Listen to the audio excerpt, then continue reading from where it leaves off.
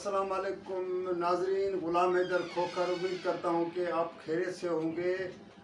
आज इस वीडियो में बेसिकली तो वही हुकूमत और अदलिया के दरमियान जिस तरह मुहाज़रे की बातचीत चल रही है, एक तरफ सुप्रीम कोर्ट पाकिस्तान के चीफ जस्टिस उमर अता बंदयाल की सरबराही में 8 रुकनी बेंच ने अदालती इस्लाहत के हवाले से जो उसकी कानून की तशरीह करने के लिए के हवाले से जिस पे आप स्टे दिया हुआ था उसकी समाअत की है।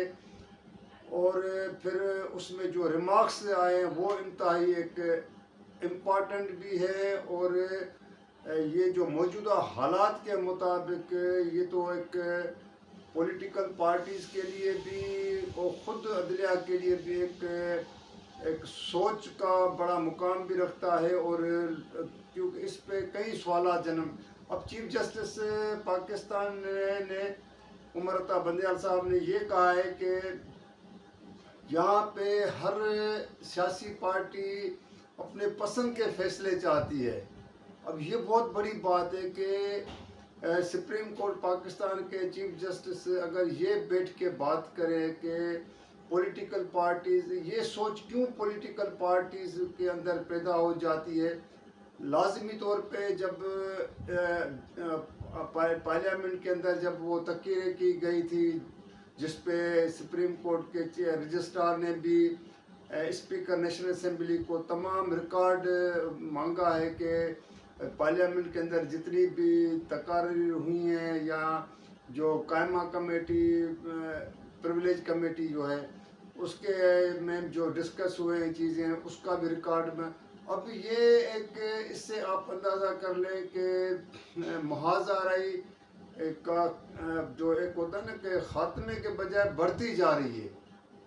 अब सुप्रीम कोर्ट के ज़ाहिर चीफ जस्टिस अपने चीफ जस्टिस से उमर अता बंदयाल हो या पिछले चीफ जस्टिस हों या आने वाले चीफ जस्टिस फायज़ ईसा के बारे में भी मुख्तलफ आ रहे हैं।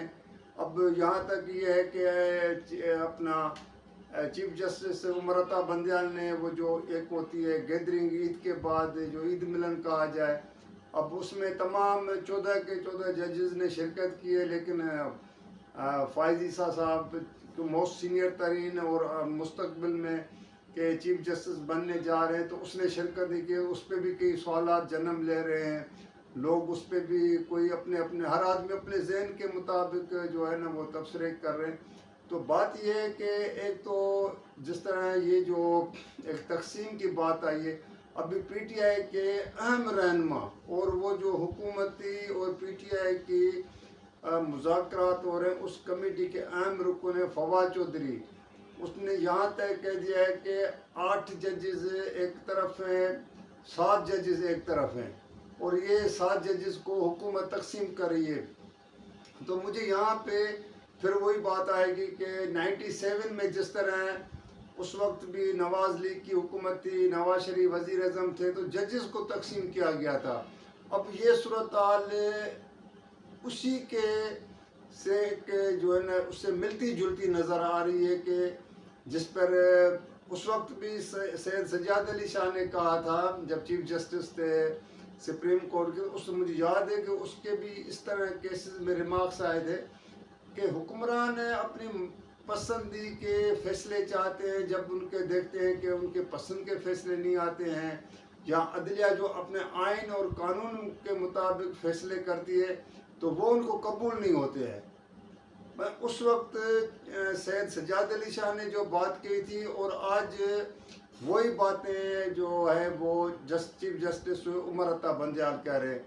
तो ये तो मुल्क के लिए भी ख़तरनाक है, ख़ुद आइनी इदारों के लिए भी एक अच्छा वो नहीं है कि इस तरह की बात पैदा हो जाए और भी जजेस मजबूर हो के इस तरह की बात करें। हर आदमी को पार्लियामेंट को अपने आइन के अंदर उसमें रहना चाहिए। अदलिया है तो अदलिया को अपने ताबे में रहना चाहिए, आइन के अंदर कानून के मुताबिक रहना चाहिए।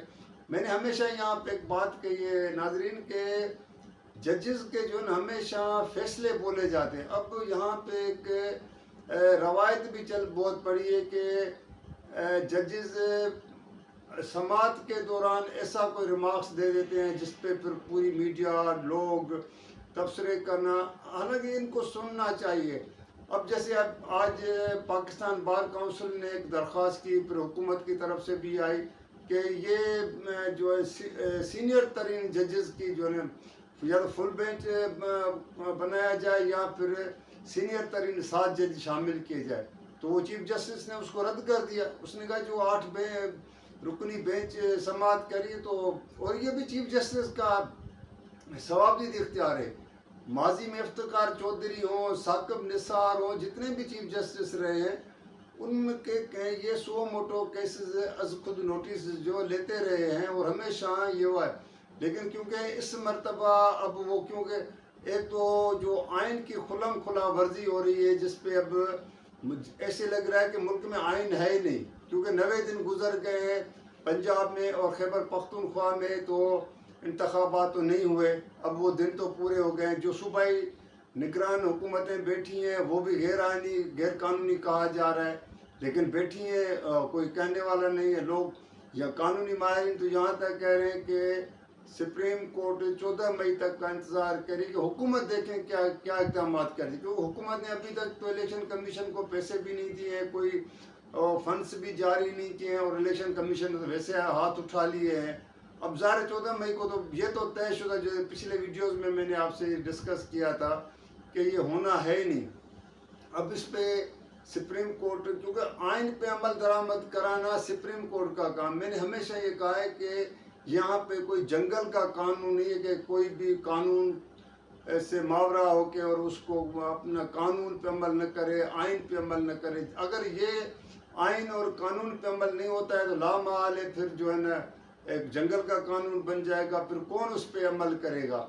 एक तो ये बात है। दूसरी नाजरीन, जो मुझे एक इस्लामाबाद के सोर्सेज के हवाले से जो सीनियर तरीन कानूनदान भी हैं उनसे डिस्कस भी है कुछ लोगों के, और ये डिस्कस इस्लामाबाद में एक सीरियसली हो रहा है कि जो हुक्मरानों के अंदर, अब ये खुदा बेहतर जानता है कि उनके जहनों में वो क्या चीज़ है, क्या वो करना चाह रहे हैं, लेकिन कोई ऐसा इकदाम उठाने जाएंगे, मतलब एक किसी इदारे के सरबराह को डी नोटिफाई करने के, मतलब उसको उसकी मुअत्तली के, हालांकि ये बहुत मुश्किल होगा, बहुत मुश्किल होगा। अब वो 97 वाला दौर नहीं है, लेकिन अगर ये सोच पाई जाती है, अगर ये सोच पाई जाती है, मैं दोबारा कह रहा हूँ खुदा न खास्ता, तो फिर मुझे नहीं लग रहा है कि कोई हालात किसी के कंट्रोल में रहेंगे।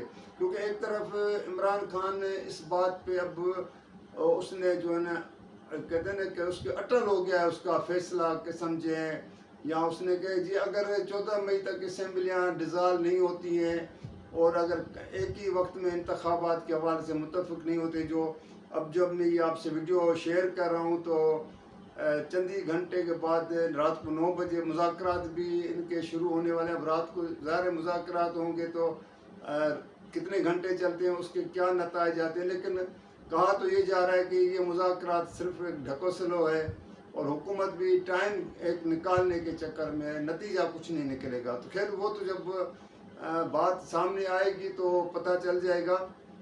लेकिन ये है कि ये चीज़ जो है ना, अगर खुदा ना खास्ता इस तरह का भी कोई इकदाम उठाया जाता है डी नोटिफाई करने के हवाले से, या कोई इस तरह का कोई फैसला होता है, तो मुझे तो रियली खौफ आता है कि अल्लाह न करे, हम तो दुआ करते हैं कि इस तरह का कोई हालात, इस तरह की कोई चीज़ ऐसी पैदा ना हो। क्योंकि सब कुछ चीज़ें होती हैं आपकी जो है ना वो मुल्क के साथ होती है। आपको मुल्क के साथ, मुल्क के आइनी इदारों के साथ सिंसियर रहना चाहिए।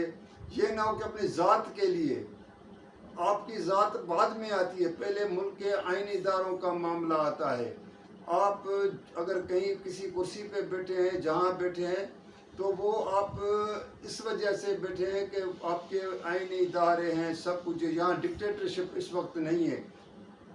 खुदा न खास्ता ये भी हो सकता है, ये क्यों बातें हो रही हैं कि गैर जमहूरी क़ुव्वतों को भी, मतलब इस तरह की भी बातें वहाँ पे, मैं जो से पहले भी मैंने अर्ज़ किया था कि ये भी बातें की जाती है कि गैर जमहूरी क़ुव्वतें भी आ सकती हैं।